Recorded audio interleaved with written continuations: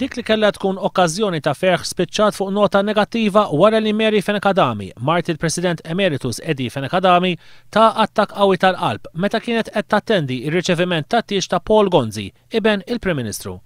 Is-Sinjura Fenekadami taħas ħażin f'xi 10 meta kienet qiegħda fil-ġonna tal-Palazz tal-Girgenti. Hija ingħatat l-ewwel għajnuna medika mid-Deputat Nazzjonalista Michael Gonzi li huwa ħu il-Prim Ministru u tabib, kif ukoll mill-kardjoloġista Alex Manche li wkoll kien preżenti waqt it-tieġ.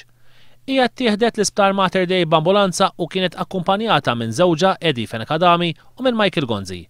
Il-bulettin mediċi li ħarġu sa issa il-koll irrapportaw illi saħħet is-Sinjura Fenekadami hija waħda kritika u qed tinżamm fit-taqsima tal-kura intensiva.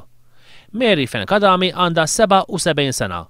Sa dan it-tant dalgħodu waqt il-ftuħ uffiċjali tas-sede tas-Soċjetà Don Filippo Borgia f'Birkirkara, id-Deputat Laburista Joe De Bonogrek sellem lill-familja tal-President Emeritus f'din is-sija diffiċli u awgurala fejqan ta' malajr.